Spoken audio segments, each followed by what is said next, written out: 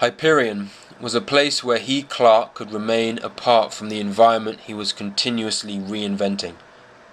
Circumstance had made him an insider, but temperament kept him forever an outsider.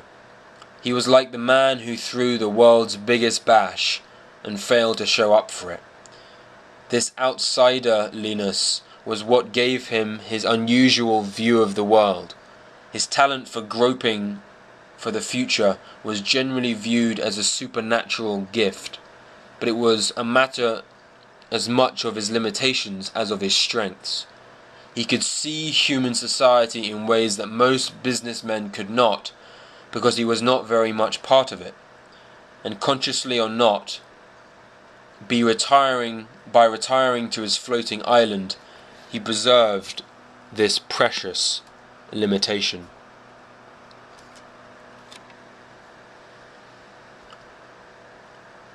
Clark had seen the healthcare system as he saw much of the world, in black and white.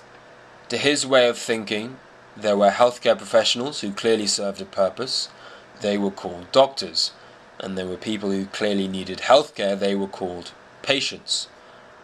Everyone else in between, the billions of dollars in paperwork and bullshit, could go. Question: do you have any insights into Jim Clark's creative thought process? In other words, he was an engineer or a professor. Was it technical ability? Was it something else? Did you get some insights into that? Michael Lewis's answer: it's very curious what makes someone good at doing what he does. You can't teach it.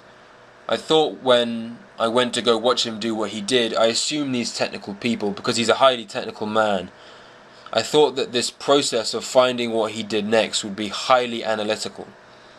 That there might even be a computer program he used to figure out where the opportunities are. Instead, it was just the opposite. It was like watching a pig hunt for truffles. It was pure animal instinct. He might as well have been sniffing around. That he would pick up and reject things willy-nilly, and to make sure what was really important to him was to be exposed to lots of different things. And what he was looking for, I concluded, was the quality of his enthusiasm. That if he could find something that he felt really, really enthusiastic about, the power of that enthusiasm was astonishing. And it was all done by instinct. And if you ask me the qualities of the man that made him good at it, it was those two. One was technical aptitude, because he had an ability to evaluate lots of technical businesses. He knew what was possible to do with a computer. The other is a taste for anarchy. Clark likes to say that Netscape made anarchy respectable, and it has done. I mean, that's one thing very weird about this period we're going through. Anything goes in terms of business behavior. That a less than fully socialized person can do well in business, and that's him. He has a gift for operating in seemingly chaotic environments. And where does that come from? God only knows, but those are the qualities.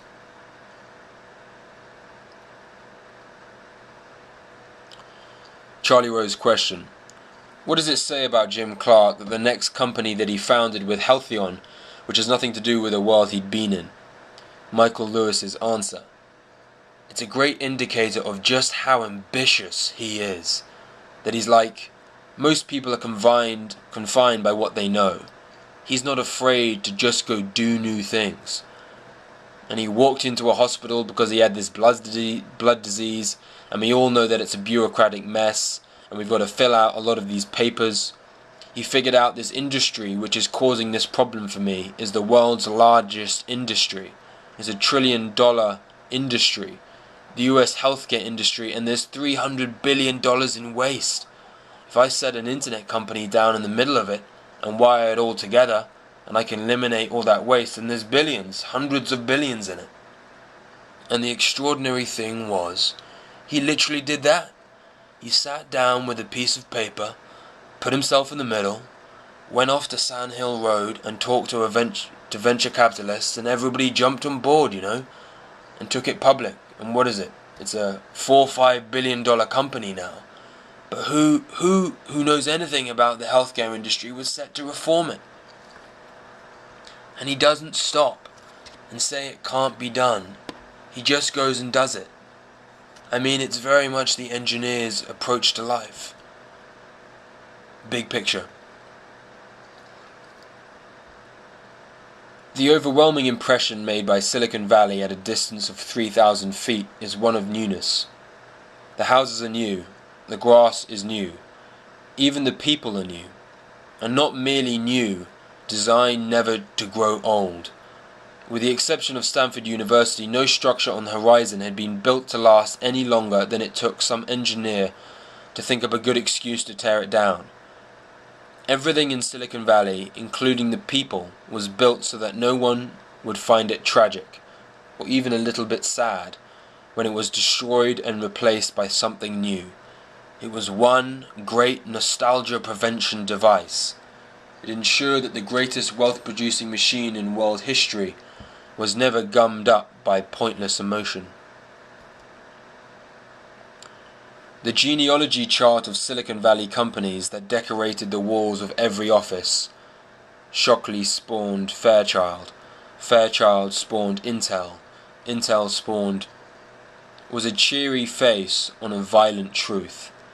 The new companies often put the old ones out of business. The young were forever eating the old.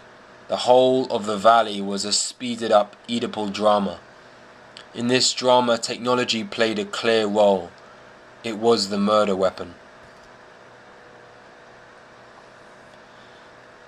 The engineers had no experience and no knowledge, but they had arrogance, ambition, and a blissful ignorance of the magnitude of what they were aiming to achieve.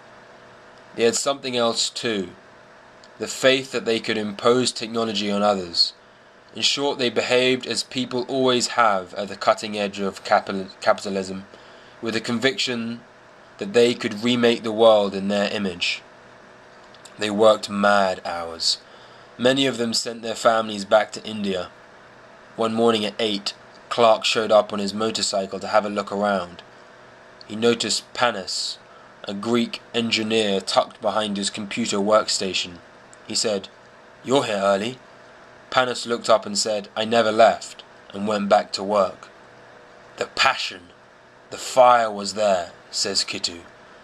There was a feeling that we were about to change the world, and we all knew that was how you made money, by changing the world.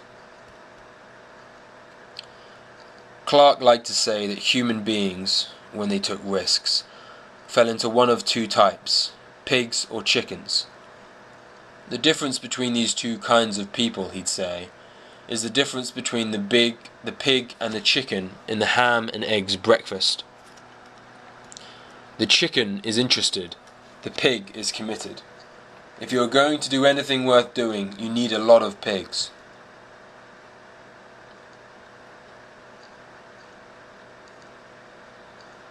He sank his wealth in his newest company and left it all there until the new thing came into view. This gorgeous financial myopia was common in the valley and one of the chief sources of its success. The technologist's tendency to commit all his resources to his new technology had generated one of the greatest economic miracles in human history. Now this paunchy Swiss banker in his humid grey suit was offering up his Swiss recipe for handling money. In Clark's mind it was a recipe only for mediocrity and stability, which came to the same thing. All the attitude designed to keep people locked in one place were right there, in the questionnaire. One of the many things Mike Long had learned in the transition from serious American executive to keeper of the new thing was to keep the story moving along. Or as he put it, you have to stay ahead of the public roadmap. The minute investors understood what you were doing, they held you in lower esteem. Solid performance was no longer interesting. Familiarity bred contempt. The dollars invested in Healthion were always threatening to move on to the latest IPO. to woo investors enamored of the new, and thus keep your stock price rising, you had to remain in a state of pure possibility.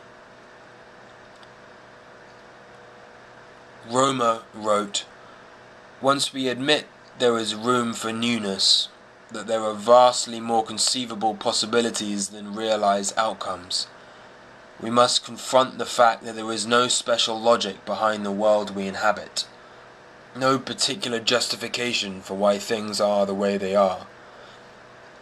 Any number of arbitrarily small perturbations along the way could have made the world as we know it turn out very differently. We are forced to admit that the world as we know it is a result of a long string of chance outcomes."